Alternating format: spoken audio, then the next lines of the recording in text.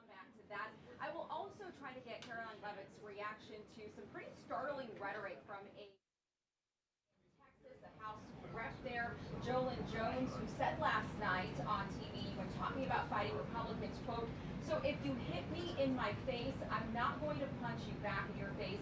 I'm going to go across your neck." Pretty startling words there. Of course, Turning Point USA is not happy about this language. They're saying that it's rhetoric like this that got Charlie Kirk assassinated in the first place, a shot to the neck. So we'll try to get reaction to that as well. There are a lot of lingering questions that remain about this Mideast peace deal, this ceasefire, where it stands, with the VP on his way back now from Israel, telling reporters that the ceasefire is actually going better than he expected. And finally, a lot on Russia expected today. The Trump-Putin summit, of course, is on ice for now. We've got these new sanctions from the Treasury Department hitting those oil companies out of Russia. They want to try to change the calculus here when it comes to President Vladimir Putin. The NATO chief yesterday telling Fox that he does believe that sanctions will have an impact. And by the way, this is the last briefing here this week before the president takes off for his Asia trip. So questions about President Xi and those tariff talks as well. Back to you.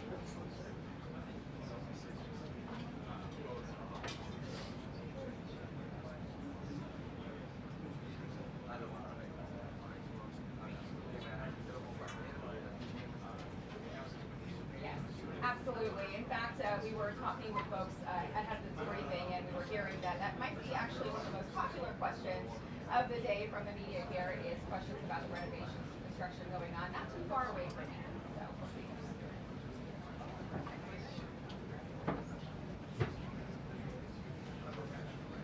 Sorry.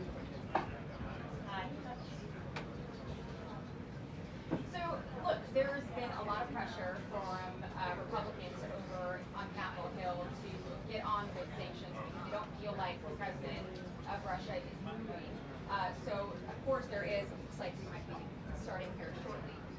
So there has been a lot of pressure from that side. They've got this big sanctions bill over there, I believe 80 plus senators, bipartisan bill, basically waiting to be put on the floor by Majority Leader John Thune. That's not happening just yet because every time they think that they're going to be able to do it, the White House comes along and basically, has more negotiations or more talks with Russia. So this is one more step towards trying to get Putin to the table to see if it works, but this is something the president said he finally feels like he wanted to get done.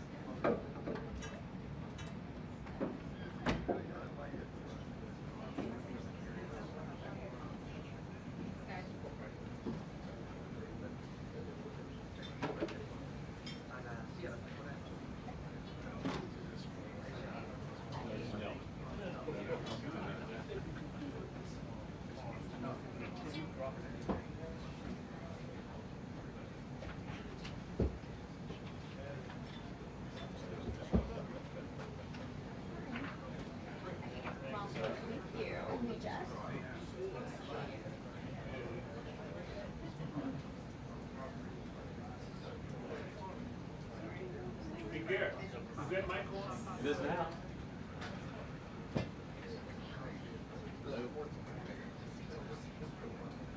Check. 1, 2, 3, 4, 5. I'll bring the microphone. All right. Thank you. Sure.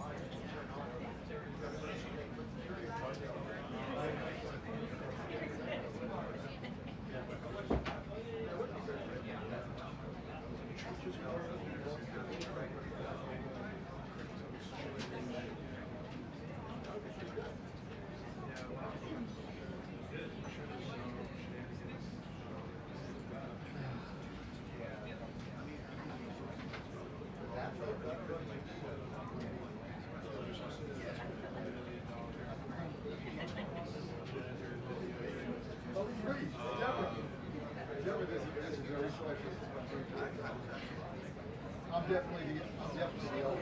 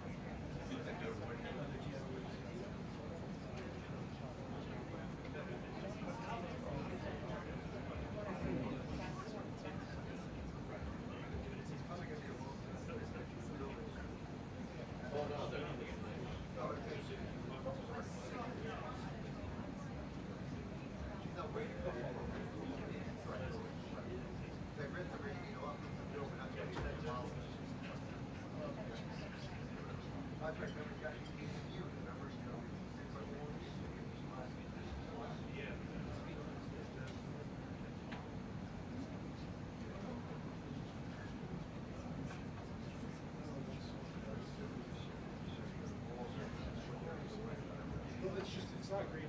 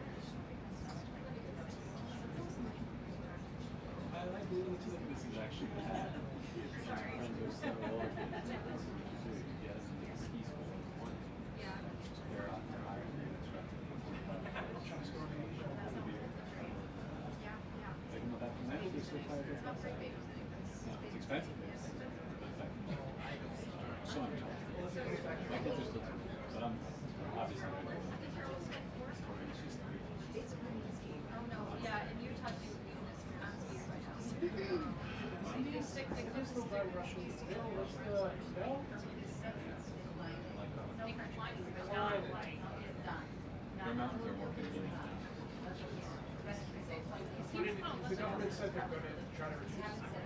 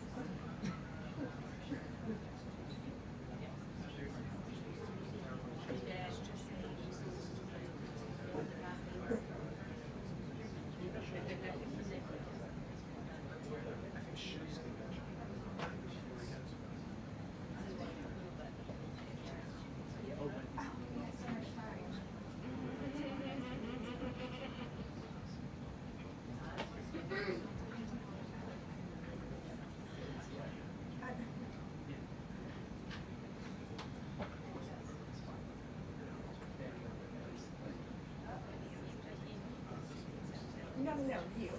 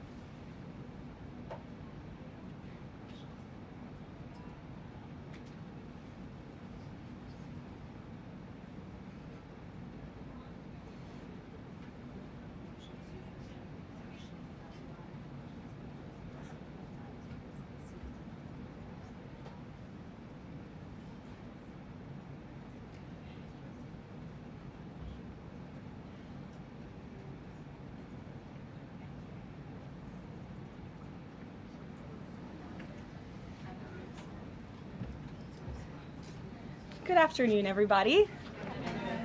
I apologize for my tardiness today, so let's get right to it. We'll begin today with some scheduling announcements for President Trump's upcoming trip to Asia. Tomorrow night at 11 p.m., the president will depart the White House to fly to Malaysia, where he will arrive on Sunday morning local time. It's a long flight. President Trump will participate in a bilateral meeting with the Prime Minister of Malaysia in the afternoon, and then he will attend the ASEAN Leaders Working Dinner that evening. On Monday morning local time, the president will fly to Tokyo. Tuesday morning local time, President Trump will participate in a bilateral meeting with the new Prime Minister of Japan. On Wednesday morning local time, the president will fly to Busan, where he will participate in a bilateral meeting with the President of the Republic of Korea, deliver keynote remarks at the APEC CEO luncheon, and then participate in a U.S. APEC Leaders Working Dinner. On Thursday morning local time, President Trump will participate in a bilateral meeting with President Xi of the People's Republic of China before departing to return home to Washington, D.C. On Thursday night, upon arrival in Washington, President Trump and First Lady Melania Trump will participate in Halloween at the White House, where they will welcome law enforcement, military, and foster families. And I know many of us look forward to that. In other news, we are now on day 23 of the Democrat government shutdown. Senate Democrats have voted 12 separate times now to keep the government closed. Innocent Americans are suffering every day as a result. More than 500,000 civilian federal employees will miss a full paycheck tomorrow. Thousands of small business loans are going unapproved each month. This means almost $4 billion in capital is being withheld from small businesses across the country. The Democrat shutdown is also causing severe impacts at airports across the country. In one single day this week, the FAA had to issue ground stops impacting flights at Houston's George Bush Intercontinental Airport and Hobby Airport. 13,000 air traffic controllers who ensure that we all fly safely are continuing to work without pay. This is egregious and truly sad.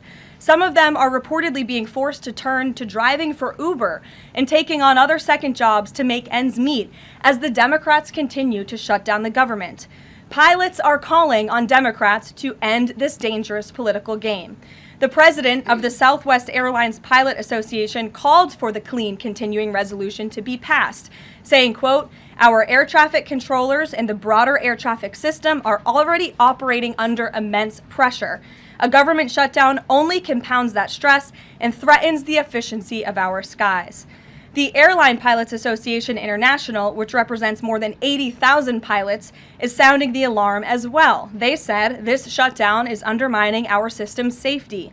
Resources are stretched thin, negotiations are delayed, and strain grows daily.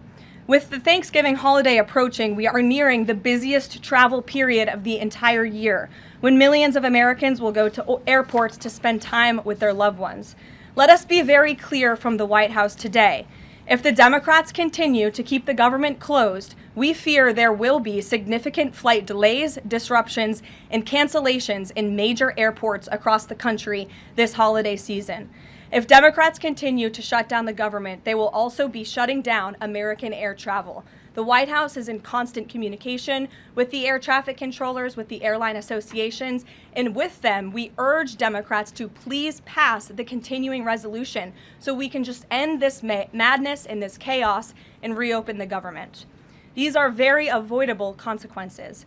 The unnecessary pain, unfortunately, does not end there. Funding for the Supplemental Nutrition Assistance Program known as SNAP, which provides food benefits to low-income families, is beginning to lapse this week in some states. If Democrats continue to hold Americans hostage, there will not be enough funds to provide SNAP benefits for more than 40 million Americans on November 1st. That is next week. Democrats are solely responsible for all of this unnecessary pain. Why are they doing it? To give taxpayer-funded health care benefits to illegal aliens, some of whom are violent criminals. During the 4 years of Joe Biden's administration, the Democrats forced Border Patrol to admit illegal aliens into our country with no legal status and minimal screening. A significant number of these individuals are the worst of the worst criminals: rapists, pedophiles, murderers, and even members of the terrorist watch list. Despite having no legal status, paroled aliens were able to file for work authorization, receive Social Security numbers, and access other benefits like Medicaid that are meant for Americans.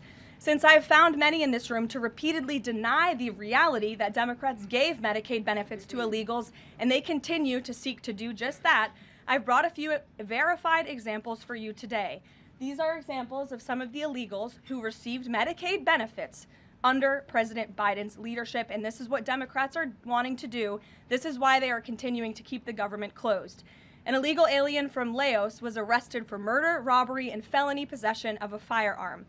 An illegal alien from Guatemala who was arrested for rape and burglary. An illegal alien from El Salvador who was arrested for strangulation, DUI, and burglary. An illegal alien from Mexico who was arrested for attempted murder. The Democrats' open border policies allowed these threats into our country, and then they provided them with free health care. The president and Republicans, through the One Big Beautiful Bill, implemented a common sense reform to end this fraudulent scheme. But that's why the Democrats are continuing to shut down the federal government. They are trying to reverse this and restore taxpayer-funded health care for illegal aliens like these. Throughout this shutdown, Democrats have said this quiet part out loud. Senator Chuck Schumer, the leader of the caucus that is refusing to open the government, said, quote, "Every day gets better as the shutdown continues." Ask the air traffic controllers if every day is getting better, Senator Schumer, and they will tell you absolutely not. House Democrat Catherine Clark said, "There are going to be families that are going to suffer. We take that responsibility seriously, but this is one of the few leverage points that we have." Here is a House Democrat who is admitting that they are using Americans who are suffering as political leverage. And Senator Bernie Sanders said, "If you reopen the government, we lose our leverage." This is pure partisan games. A senior Democrat aide said the party will not end the shutdown, quote, "short of planes falling out of the sky." That is truly a disturbing statement. The Democrats clearly don't care about this suffering. They care about playing political games against President Trump, and this dangerous charade needs to end. The president and Republicans' position has been clear and unchanged. Pass a clean, nonpartisan funding bill to reopen the government. and then we can talk about all of the partisan issues that the Democrats wish to. If you're watching at home, we urge you to call your Democrat senators and tell them to put our country over their party and reopen the government today.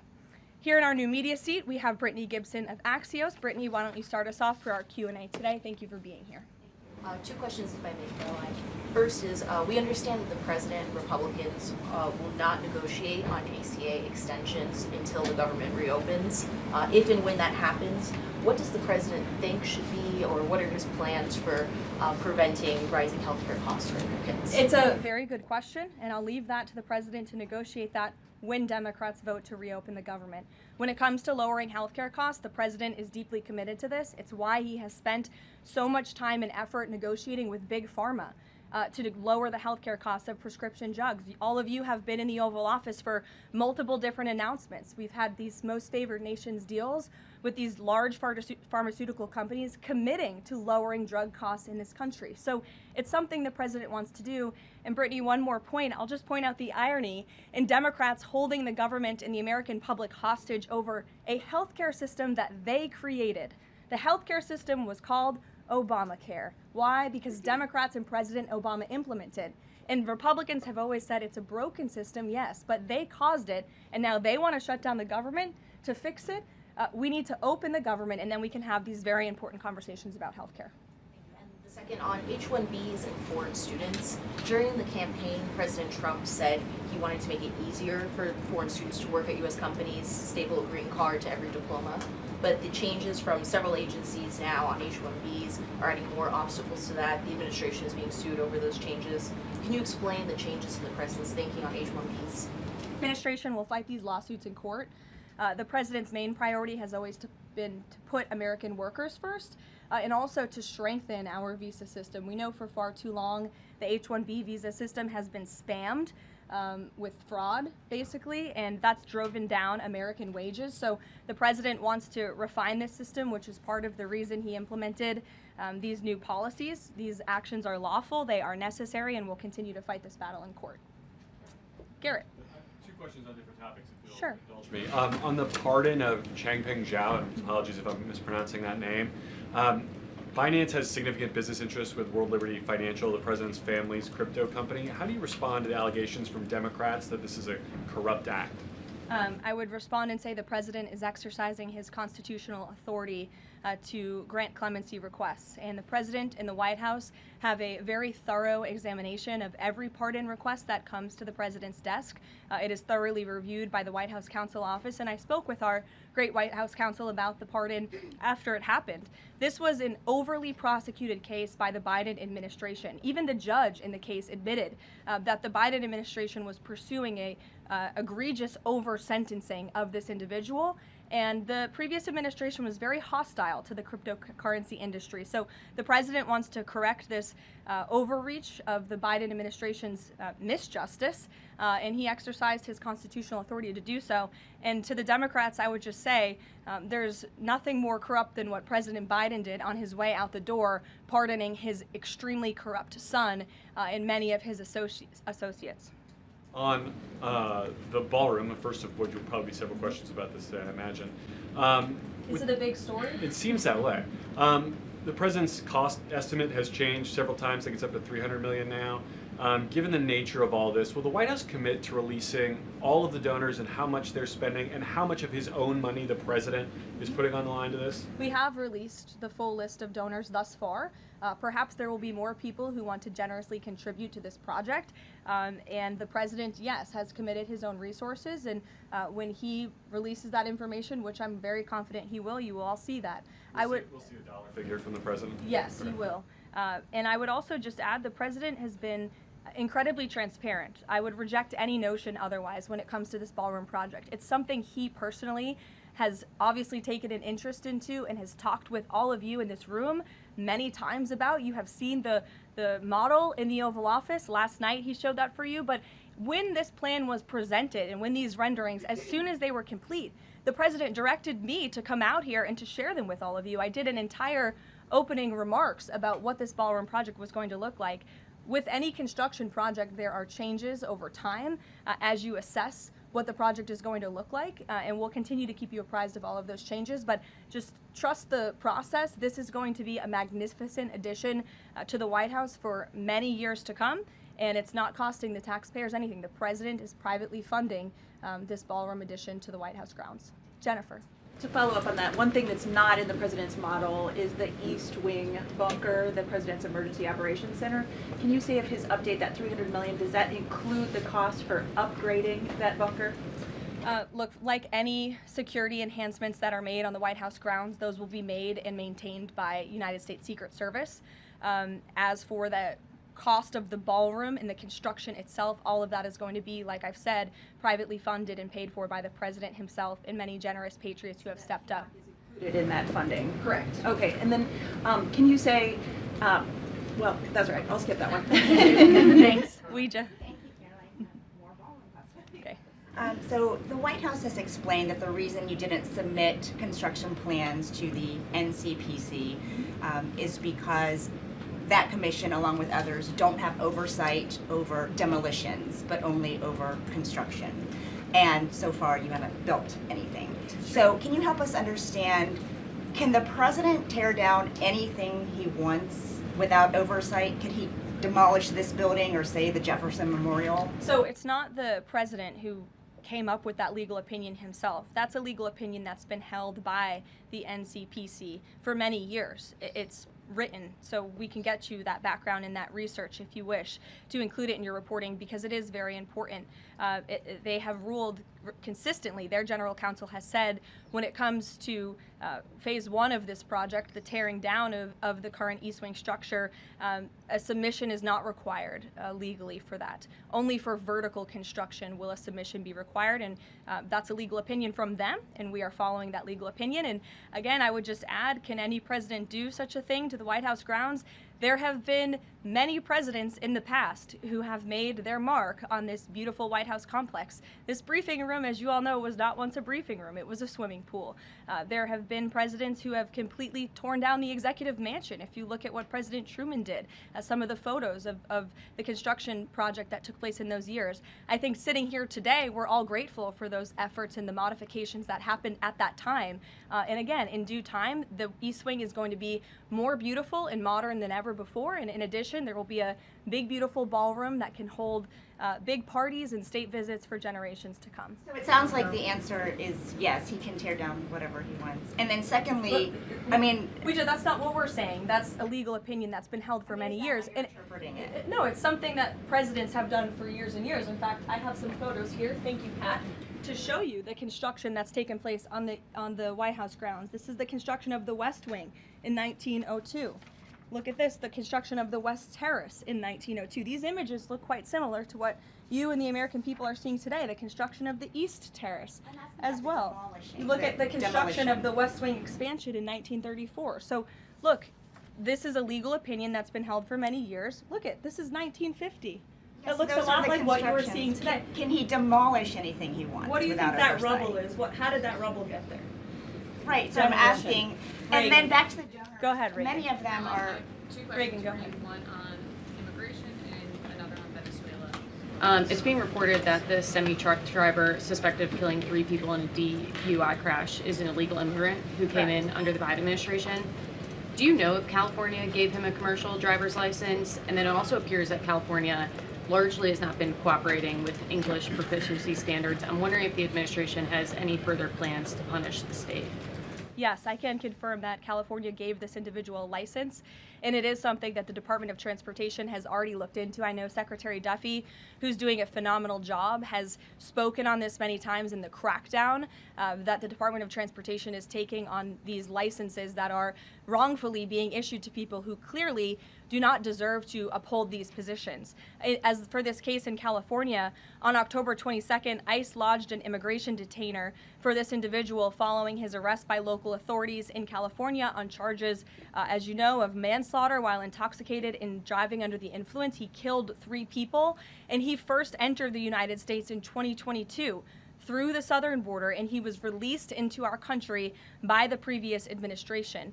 So now ICE has lodged a separate detainer for this individual, and these tragedies are following a disturbing pattern of these criminal illegal aliens being issued commercial vehicle licenses. And so yes, the Department of Transportation is absolutely cracking down on that. I defer you to them for any specifics. Venezuela, President Trump has said Maduro doesn't want to mess with the United States, and this administration is continuing to position more military assets towards Venezuela.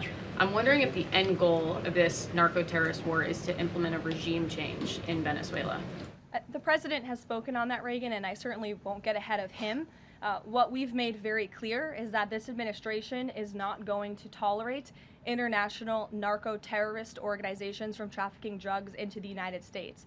And these cartels over time have grown more armed, well-organized, and violent. They have financial means, sophistication, and capabilities needed to operate in the way this administration has. And they have illegally caused the deaths of tens of thousands of American citizens each year. So that's where we are right now with respect to Venezuela, but also any country that is sending purposefully illegal narco-terrorists to the United States of America to bring illegal drugs. Why don't we go in the back? The U.S. and Colombian relationship right now is at one of its lowest points in decades. We heard what President Gustavo Petro had to say about President Trump. We heard yesterday the response from President Trump.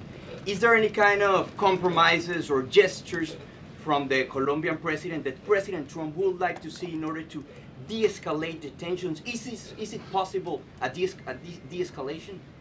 I don't think we're seeing de-escalation from the unhinged leader of Colombia right now, and I don't think the president, frankly, is interested in that at this point. He spoke on this yesterday, and I don't have anything to add to his comments. Go ahead. Yes. Thank you, Caroline. Thank you. In addition to the ballroom and the Rose Garden I'm going patio, into the back, sorry. Go ahead. In addition to the ballroom and the Rose Garden patio, is the president looking at any other renovations or significant kind of projects here at the White House? Not to my knowledge, no, but he's a builder at heart, clearly. And so his heart and his mind is always churning about how to improve things here on the White House grounds. But at this moment in time, of course, the ballroom is really the president's main priority. Kristen. Last week, President Trump announced that he had a productive call with Vladimir Putin. They scheduled a meeting in Hungary. Since then, he has canceled the meeting and he has imposed sanctions on Russian oil companies. Can you talk about what changed that led to this dramatic shift, or even just what occurred in the last week that got us from point A to point B? Sure. Look, the president has always maintained that he would implement sanctions on Russia when he felt it was appropriate and necessary. And yesterday was that day. I think the president has also long expressed his frustration with Vladimir Putin and, frankly, both sides of this war.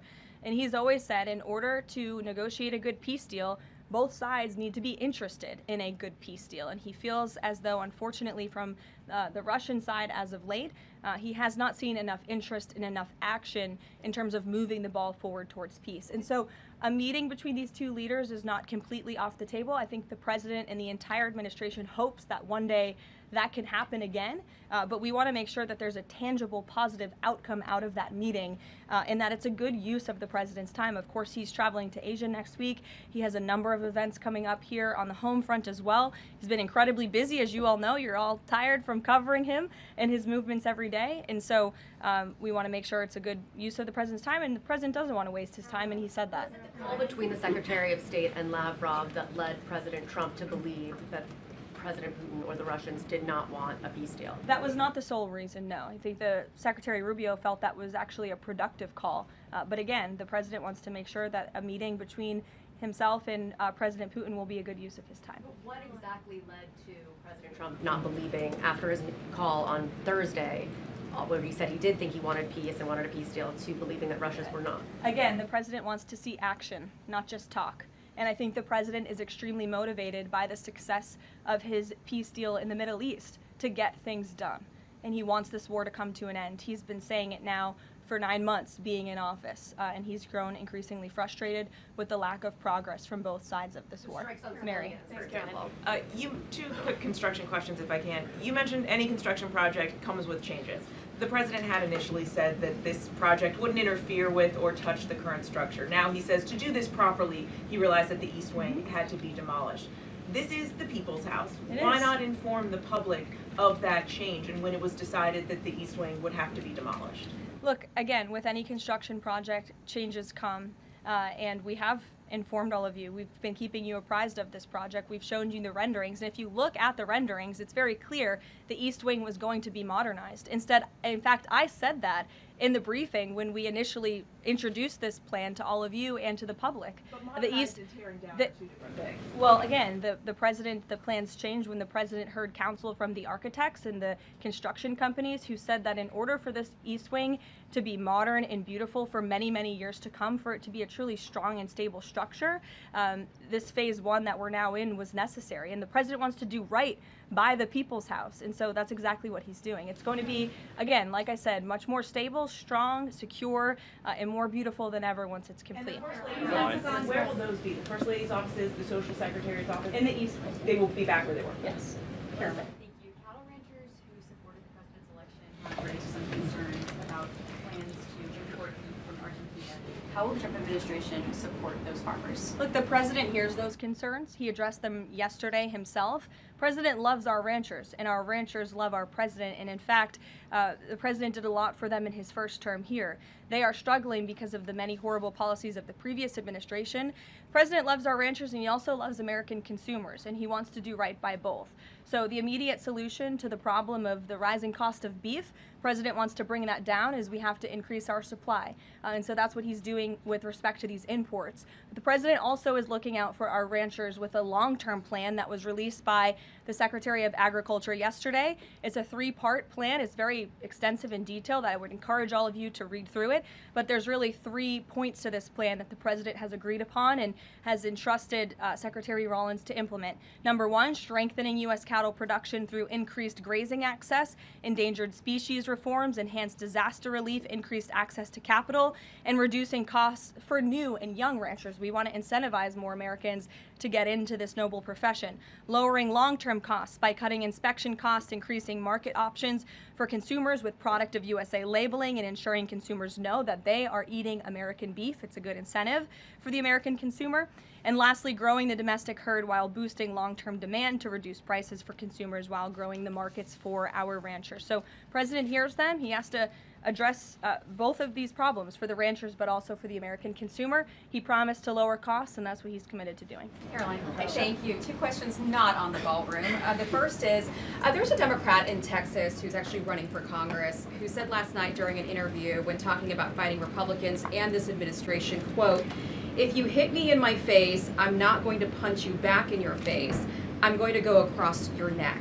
This has obviously really upset those folks over at Turning Point USA after the Charlie Kirk assassination. Just your response to that kind of rhetoric. Just very jarring rhetoric, and I think it's very unacceptable. I hope the people of Texas will do the right thing and reject this person's candidacy. It should have no place in American politics. And then just a quick second question on oversight Democrats that are saying that they're creating this master ICE tracker, basically tracking all ICE activity. We've seen the protests in New York just yesterday. Homeland Security is saying that this sounds like obstruction of justice. What do you say? Again, this is actively putting the lives of our ICE agents at risk. We've seen media outlets, in fact, in this room, also write stories about ICE tracker apps that Democrats and other left-wing activists have created to track the location of ICE agents on the ground in our communities. Again, I've said this repeatedly, and I will continue to say it. The men and women of ICE are outstanding people. I wish a Democrat on Capitol Hill would actually have the courage or the guts to stand up to their party and sit down with some of these men and women who are doing this incredibly difficult job of enforcing our federal immigration laws. They are, again, simply trying to enforce the law and do their jobs. And if Democrats spent a little bit more time understanding that and also focusing on the people who they are trying to get out of our country every single day. As I spoke about earlier, 3 innocent people in California are dead because an illegal alien who Democrats let into this country was wrongfully issued a trucker's driving license and clearly was not fit for the job because he was driving intoxicated and killed 3 innocent people. Democrats should focus a little bit more on that. Stop trying to fight this president and this administration on every turn and restore law and order. That's all that we and these brave men and women of ICE are trying to do. Mary. Thanks, Caroline. I have 2 questions, one on San Francisco and one on the No Kings protesters. On San Francisco, the president said that he had a call with the mayor and he was planning on surging there, but now because the mayor really wants to fix it up himself, they're going to do that. Is this what Trump hopes happens in pretty much every city? The president hopes, and I've said this so many times, and I think the president's conversation with the San Francisco mayor last night and his statement today prove the president is willing to work with anyone across the aisle, across the country, to do the right thing and clean up America's cities. He is genuinely interested in this effort to make our streets safer, to make our cities safe and clean again. And he heard from the mayor last night, who told him that he is going to earnestly try to make his city better on his own. The president heard him out. He said, okay, I'll give you a chance. We'll be watching, and if you need us, we are here. And if I feel as though you continue to fail your citizens, the federal government may have to step in. But we'll continue to watch San Francisco, and that law enforcement operation has now been paused. Thank you. And then on the No Kings protesters, I saw videos of people explicitly calling for violence against Stephen Miller, against the president, shirts saying we don't have enough assassins, calling for more political violence. Does the president want to see arrests here, and are we going to see arrests of these types of explicit calls to violence? I would think myself, the president, and everyone here at the White House certainly hopes that anyone who is making violent and illegal threats in that way against public officials will be arrested and prosecuted. Sure. Thank you. 2 questions. Would the president support the Senate ending the legislative filibuster to end the shutdown? This is something I haven't heard the president talk about much, so I don't want to speak on him for it. I'll let him answer that question himself. And do you have an update on the NASA administrator nominee? Do you plan to nominate anyone soon? Or does the president nominate anyone soon? Sorry. I'll leave that to the president himself. He'll make a decision in due time, and when he does, you will hear directly from him, as you always do. Back, we'll give our friends in the back a chance. Yes. As you mentioned at the top of the briefing, USDA has warned that it will run out of funds to pay full SNAP benefits next month if the shutdown continues. Senator Hawley is floating a bill that would ensure SNAP benefits are continued to pay during the shutdown. Would the president support such a move? And you also announced that the administration was using tariff revenue to keep WIC going during the shutdown. How long will that last? And is anything similar being considered for SNAP? Yes, the administration would absolutely support that legislation. We hope that it would come over the finish line, but the bill that will get everyone paid and put everyone back to work is the clean continuing resolution. That's what the president and Republicans want to see. Ed, go ahead, Ed. Thanks, Caroline. On the Russian sanctions again, how much pressure do you think this sanctioning these 2 Russian companies actually puts on President Putin? Because the last administration sanctioned 2 other oil companies. So how much economic pressure is this really? A lot. If you read the sanctions and look at them, they're pretty hefty. And I saw some international news out of China this morning that they're scaling back oil purchases from Russia. We know India has done the same at the request of the president. The president has also pushed European countries, our allies, to please stop their purchases of Russian oil as well. So it's full court press for sure, and we expect that these sanctions are going to do harm, as the Secretary of Treasury said yesterday. Could there be more? Is this just the first step, or could there be more sanctions? I'll leave that to the president to decide. Sure. Or heard the NBA gambling, involved in the gambling issue there. Does the president gamble? What does he think about that? You know, I'm not sure. I don't think he does. I've been with him quite some time, and I have not seen him gamble before. I don't think he's a big gambler, but you can ask him yourself for next time you have a chance to, Ed. Go ahead. Thank you, Caroline. I've got 2 Hi, quick Jake, questions. and then we'll go to you. Thank you. Okay. You're welcome. 2 quick questions. Back to the ballroom. It is a very spectacular ballroom according to the renderings, and if it's half as nice as the one in Mar-a-Lago, then future presidents are really going to appreciate it. They will. Thank you, Jake. First of all, is there like an official name? Like, are we calling it the Trump Ballroom, or does the president have a vision for what the name for the ballroom is going to be? There will be an official name. I will let the president announce that once he firmly decides on it. Question is, looking at these renderings, and it kind of got me thinking, he's likely going to go down as the greatest builder of this era, and you've been in on a lot of those meetings with him. To your knowledge, has the subject of rebuilding the Holy Temple in Jerusalem come up? It has not, no. It has not. I don't. I'm sorry, Jake. Go ahead. Caroline, on the CZ pardon, Could this clear the way for finance to resume U.S. operations? I won't get ahead of that. That's something for Treasury or the Departments of Commerce to comment on, so you're welcome to ask them. And then one follow-up question. Any more details on the president's Walter Reed visit? The readout from his doctor mentioned advanced imaging. What procedure was he referring to? Advanced imaging is something that presidents receive and people receive when they go to the doctor, and so we provide a detailed readout of that physical, and I would encourage you back to that. Presidents and I don't know the exact imaging that took place, but as the physician's note said, the president is in incredibly good shape, and I think that's evidenced here every single day. Danny. Caroline. Back to the ballroom, I'm afraid. I just wanted to. The president said 300 million. Is 300 million now the operative figure, and why did it go up by so much? 300 million is the figure, and again, it's not going to cost the taxpayers a dime. So we look forward to this project continuing, and we will continue to keep everyone apprised on it. Perhaps the president will even bring you all out to see it one day at the appropriate time. You're also going to hear from the president directly in about an hour. He's hosting an event with the Homeland Security Task Force. This was a newly created federal task force that the president and his law enforcement team have put together. I would encourage you all to tune in to the remarks. They have really done a tremendous job at refocusing how federal law enforcement and local law enforcement work together. There will be some local sheriffs and law enforcement officials in attendance as well, and they'll be talking about the success and the many arrests they have made of drug traffickers and cartel members all across the country by just simply working together. So we will see you at the event. Thank you.